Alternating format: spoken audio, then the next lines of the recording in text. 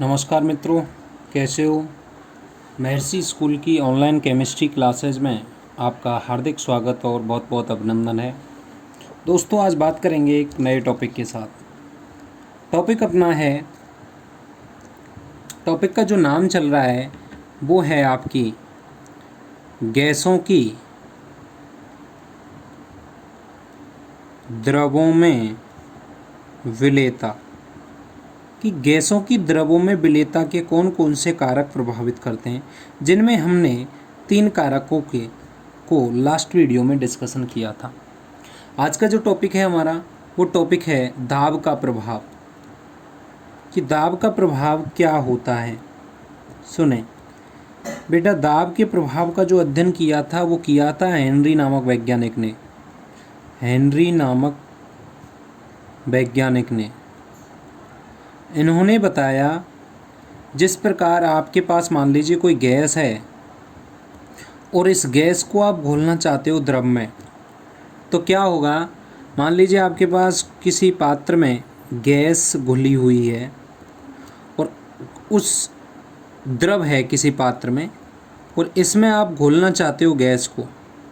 तो उस गैस को जब आप इस द्रव में घोलोगे, तो उस गैस को जब द्रव में घोलोगे तो उसका जो अध्ययन किया था, वो अध्ययन हेनरी नामक वैज्ञानिक ने किया था। और वो जो अध्ययन किया था वो किसका अध्ययन था, आपके दाब का अध्ययन। इन्होंने क्या कहा था कि स्थिर ताप पर, हेनरी का जो नियम है वो क्या है, स्थिर ताप पर किसी विलायक के स्थिर ताप पर किसी विलायक के दिए गए आयतन में घुली हुई गैस की मात्रा उसके या ऐसे लिखते हैं, उसके डाले गए दाब के समानुपाती होती है। यानी कि इसने कहा था कि मान लीजिए घुली हुई गैस की मात्रा है स्मॉल m और डाला गया दाब है m कैपिटल P। यानी कि जितना आप इस द्रव पर दाब लगाओगे, जैसे मान लीजिए कोई कंटेनर में आपके पास क्या घुला हुआ है, द्रव है, आपने इसमें गैस को घोल रहे हो, तो कितना आप इसमें, जितना जब आप इसमें गैस को घोलोगे तो क्या लगाओगे, दाब लगाओगे। और कितना दाब लगाओगे, जितना आप दाब लगाओगे उतनी ही उसमें क्या घुलेगी, गैस की मात्रा ज़्यादा घुलेगी। तो यहाँ से यदि मैं इसको सॉल्व करूँ तो स्मॉल m बराबर KHP, क्या हो जाएगा, स्मॉल m बराबर KHP। तो जहाँ आप लिख लें, जहाँ स्मॉल m बराबर घुली हुई गैस की मात्रा, घुली हुई गैस की मात्रा, और आपके पास KH बराबर क्या है, एक स्थिरांक है, एक स्थिरांक है, और जिसका नाम क्या है आपका, जिसे हम बोलते हैं हेनरी स्थिरांक। कौन सा स्थिरांक कहते हैं इसको, हेनरी स्थिरांक। और P क्या है आपके पास, डाला गया दाब। ये तो इसकी थ्योरेटिकल बात हुई। फिर आप समझें कि हेनरी नामक वैज्ञानिक ने इतना बताया था कि मान लीजिए आपके पास कोई भी द्रव है, उसमें आप घोलना चाहते हो गैस को। तो जब आप द्रव में किसी गैस को घोलोगे तो जितना आप दाब ज़्यादा लगाओगे उतनी ही उस द्रव में गैस की विलेयता बढ़ेगी। यानी कि गैस की जो विलेयता होती है वो दाब के द्वारा प्रभावित होती है। यदि दाब ज़्यादा होगा तो उस द्रव में गैस ज़्यादा घुलेगी, और यदि दाब कम होगा तो उस गैस में जो आपकी गैस है वो द्रव में कम घुलेगी। यहाँ से यदि प्रेशर का मान ज़्यादा होगा तो घुली हुई गैस की मात्रा भी क्या होगी, ज़्यादा होगी। और यदि प्रेशर का मान कम होगा तो घुली हुई गैस की मात्रा भी क्या हो जाएगी, कम हो जाएगी। ठीक है, ये हेनरी नामक वैज्ञानिक ने बताया था। अब हेनरी नामक वैज्ञानिक ने दूसरा जो इसका नियम था, वो इसने जो परिभाषित किया था, वो परिभाषित किया था किसके द्वारा किया था, आपके मोल अंश के द्वारा। तो हेनरी ने मोल अंश के द्वारा किस प्रकार से इसको परिभाषित किया, मोल अंश के द्वारा, मोल अंश के द्वारा हेनरी नियम, मोल अंश के द्वारा हेनरी नियम। इसने कहा था कि जो आपके पास, लिख लें आप, किसी गैस का आंशिक दाब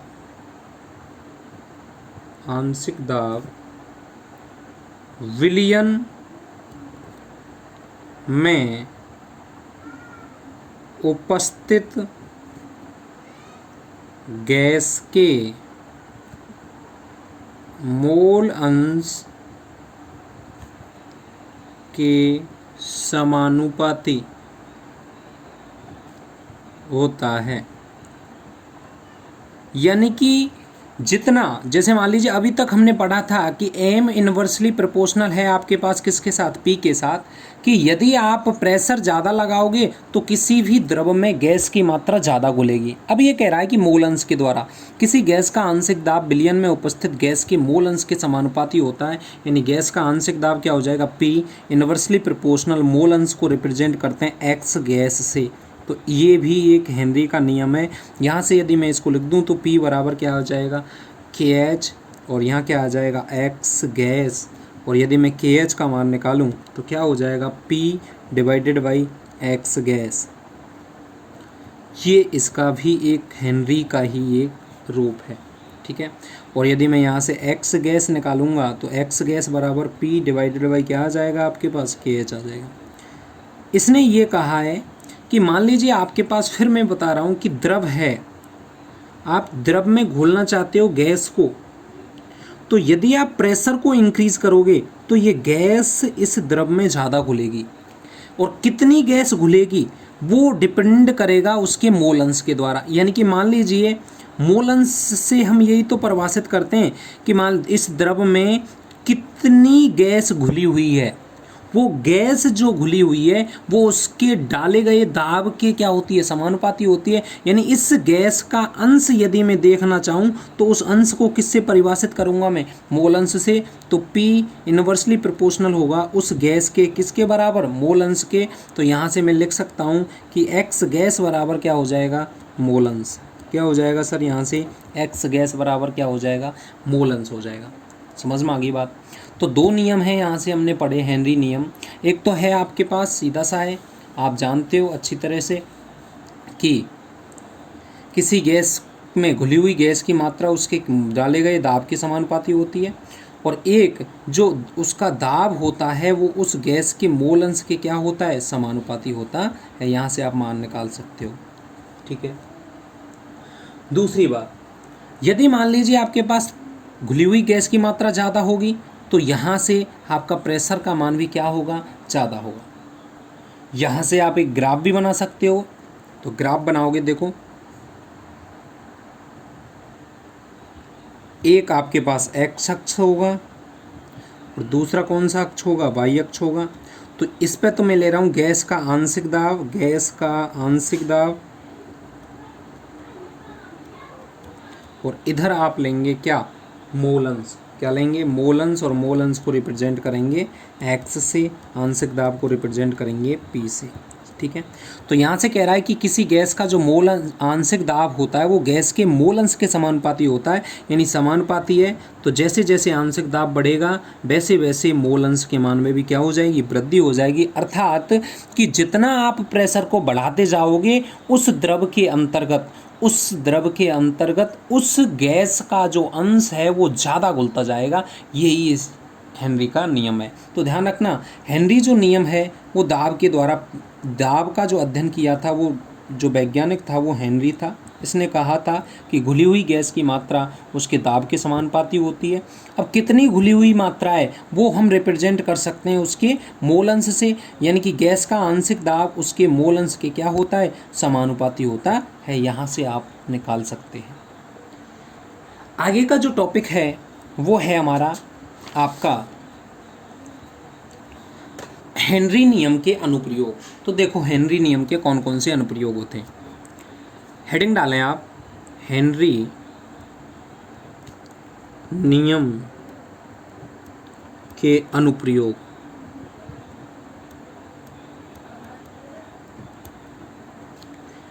क्या अनुप्रयोग होते हैं हेनरी नियम के? सबसे पहला अनुप्रयोग क्या होता है, जो आप ये जानते हो ना, शीतल पेय पदार्थ, शीतल पेय पदार्थ। सुनना, आप जब कोल्ड ड्रिंक की बोतल पीते हो, कोल्ड ड्रिंक पीते हो, तो कोल्ड ड्रिंक के अंतर्गत क्या कहानी होती है आप समझें।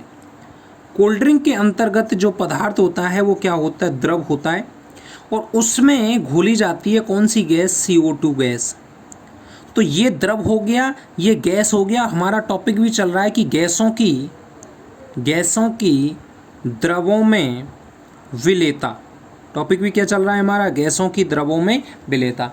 यानी कि जब मान लीजिए हमने हेनरी नियम कहता है कि घुली हुई गैस की मात्रा उसके डाले गए दाब के समानुपाती होती है, तो जब द्रव में मुझको गैस घोलनी है तो आप जितना दाब बढ़ाओगे वो उतनी ही गैस की मात्रा इस द्रव में घुली हुई रहती है। अर्थात शीतल पेय पदार्थों में द्रवों में CO2 गैस घुली होती है, द्रवों में CO2 गैस घुली होती है।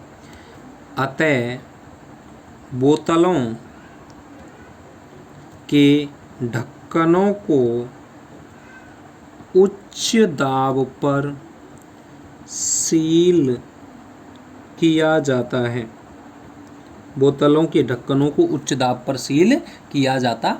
इसका मतलब क्या कह रहा है कि जो कोल्ड ड्रिंक की जो बोतल होती है उसके अंतर्गत CO2 गैस को यदि मुझे ज़्यादा घोलना है तो क्या होगा, उसमें मुझे प्रेशर बढ़ाना पड़ेगा, और जितना ज़्यादा प्रेशर होगा उतनी ही CO2 गैस इस द्रव के अंतर्गत घुल जाती है, जिसके कारण जब आप कोल्ड ड्रिंक की बोतल के ढक्कन को आप जब खोलते हो तो उसमें से, जैसे मान लीजिए आप कोई बाजार से कोल्ड ड्रिंक लेके आए हो, तो कोल्ड ड्रिंक जब आप लाते हो तो उसके ढक्कन को खोलते हो तो उसमें से कौन सी गैस बाहर निकल जाती है, CO2 गैस बाहर निकल जाती है। और CO2 गैस जब बाहर निकल जाती है, अगर आपने कोल्ड ड्रिंक को 10, 20, 25 मिनट तक रख दिया तो सारी CO2 गैस बाहर निकल जाएगी, और वो केवल क्या बच जाएगा, आपके पास जल बच जाएगा, जो भी कैसा जल रह जाएगा, मीठा जल रह जाएगा। यानी कि आपने नहीं पढ़ा कि M इन्वर्सली प्रोपोर्शनल होता है किसके, प्रेशर के। तो देखो, जब प्रेशर आपने जब उस बोतल को खोला तो प्रेशर क्या हो गया, कम, तो घुली हुई गैस की मात्रा भी क्या हो जाएगी, कम। इसका मतलब संपूर्ण CO2 कहाँ निकल जाएगी, आपकी वातावरण में फैल जाएगी। यही कारण होता है कि बोतल CO2 गैस जो होती है उसको आप उच्च दाब पर द्रव में घोल सकते हो। और वही बात किसने बताई थी, आपकी हेनरी नियम में। तो कोल्ड ड्रिंक जब आप पीते हो तो वहाँ कौन सा नियम लागू होता है आपका सर, हेनरी का नियम लागू होता है। दूसरी बात आपकी क्या आती है, गोताखोर की। किसकी आती है, गोताखोर। देखो गोताखोर क्या होता है, गोताखोर क्या होता है, ये गोताखोर पानी में जाते हैं, पानी में जाते हैं अंदर। तो मान लीजिए आपके पास ये बड़ा समुद्र है और ये गोताखोर इसमें जाएगा पानी में, बड़ा समुद्र है ये समुद्र। तो देखो जब ये बाहर क्या होगा, आपकी वहाँ पे ऑक्सीजन गैस भी होगी और ये नाइट्रोजन गैस भी होगी। तब जब गोताखोर बाहर से जाएगा तो इसके शरीर में कौन सी गैस घुलती है, ऑक्सीजन गैस घुलती है। जब गोताखोर अंदर इसके अंदर जाता जाएगा, अंदर बिल्कुल अंदर, तो अंदर जब जाएगा तो दाब बढ़ेगा। तो मैं पहले ही लिख देता हूँ M इन्वर्सली प्रोपोर्शनल P। दाब बढ़ेगा तो घुली हुई गैस की मात्रा भी क्या हो जाएगी, ज़्यादा। सुनना, वायुमंडल में ऑक्सीजन भी होती है, नाइट्रोजन भी होती है। जब ये गोताखोर कहाँ गया, पानी के अंतर्गत गया, पानी के अंतर्गत यानी नीचे गया, तो वहाँ पे पानी है तो पानी अपना दाब लगाएगा तो दाब बढ़ेगा, और दाब बढ़ेगा तो घुली हुई गैस की मात्रा भी क्या हो जाएगी, ज़्यादा। जिसके कारण ये जो गोताखोर होता है, इस गोताखोर के शरीर में कौन कौन सी गैसें घुल जाती हैं, नाइट्रोजन गैस भी इस गोताखोर के शरीर में एंट्री कर जाती है। क्यों? क्योंकि दाब क्या हो जाता है, उच्च हो जाता है। यानी कि ऑक्सीजन के साथ साथ नाइट्रोजन गैस भी इस गोताखोर के शरीर में एंट्री कर जाती है। अब जब ये गोताखोर बाहर आएगा तो पानी अपना दाब क्या करेगा, कम। पानी अगर अपना दाब कम करेगा तो प्रेशर क्या हो जाएगा, कम। प्रेशर कम हो जाएगा तो घुली हुई गैस की मात्रा भी क्या हो जाएगी, कम। तो क्या होगा, जो घुली हुई गैस की मात्रा कम हो जाएगी तो वो गैस बाहर निकलेगी।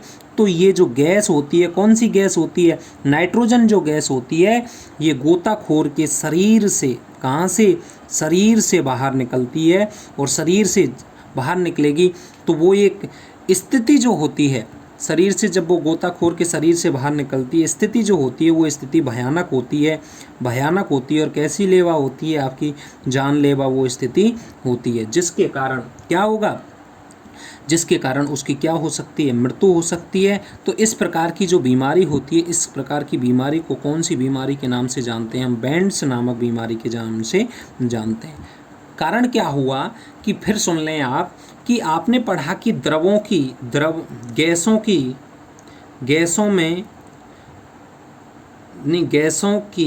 द्रवों में विलेयता हम पढ़ रहे हैं। तो गैस घुल रही है किस में, इस गोताखोर के शरीर में। तो देखो यानी कि प्रेशर क्या हो गया, ज़्यादा। प्रेशर ज़्यादा हो गया तो घुली हुई गैस की मात्रा भी क्या हो गई, ज़्यादा। तो गोताखोर का जो शरीर होता है, इस शरीर में कौन सी गैस घुल जाती है, नाइट्रोजन गैस घुल जाती है उच्च दाब पर। उच्च दाब पर ये जब नाइट्रोजन गैस घुलेगी तो जब ये गोताखोर बाहर आएगा तो ये दाब क्या हो जाएगा, कम। और दाब कम होगा तो घुली हुई गैस की मात्रा भी क्या हो जाएगी, कम हो जाएगी। और इसके शरीर से जो गैस होती है वो बाहर निकलती है। इस प्रकार की बीमारी को हम कौन सी बीमारी कहते हैं, आपकी बेंट्स नामक बीमारी के नाम से जानते हैं। ठीक है सर। तीसरी स्थिति क्या होती है, तीसरी स्थिति आपकी होती है एनॉक्सिया। एनॉक्सिया क्या होती है, एनॉक्सिया, ये भी आपकी बीमारी क्या होती है, सुनना।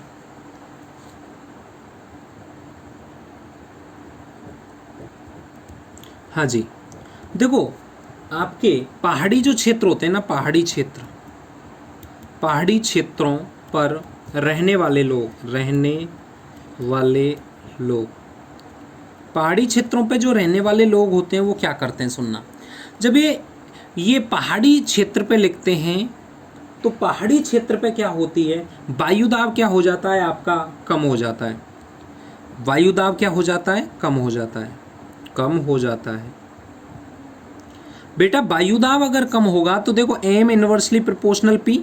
प्रेशर यदि कम हो गया तो घुली हुई गैस की मात्रा भी क्या हो जाएगी, कम। तो क्या होगा, पहाड़ी क्षेत्रों पर निवास करने वाले लोगों के शरीर में ऑक्सीजन की विलेयता कम हो जाती है।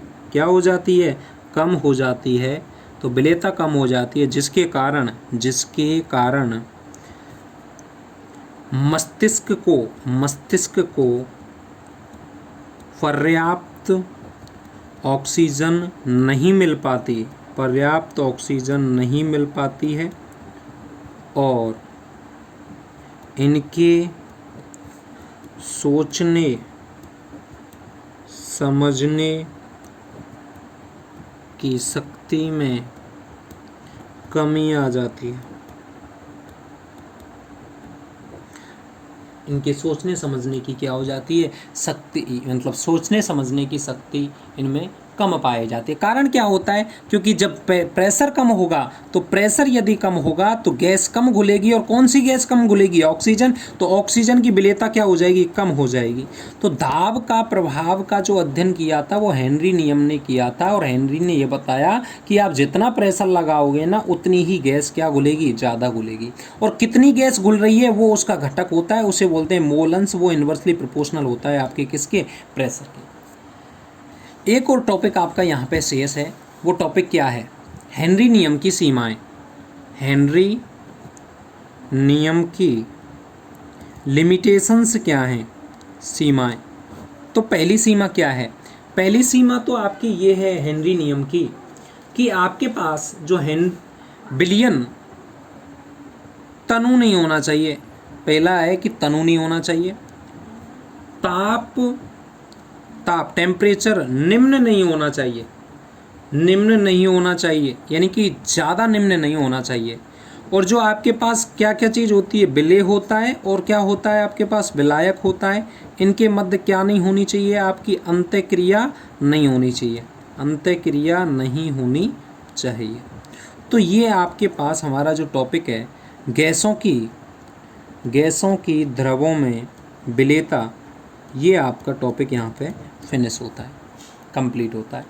नेक्स्ट जो टॉपिक है अपना, वो टॉपिक हेनरी नियम के कुछ सवाल होंगे, अंकित सवाल, और जो आपका टॉपिक रहेगा वो टॉपिक रहेगा आपका कौन सा दाब, वाष्प दाब, वो हम डिस्कशन करेंगे आपके नेक्स्ट पार्ट के अंतर्गत, नेक्स्ट वीडियो में।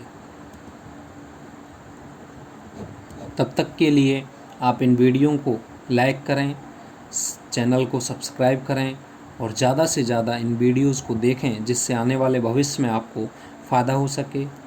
Thank you.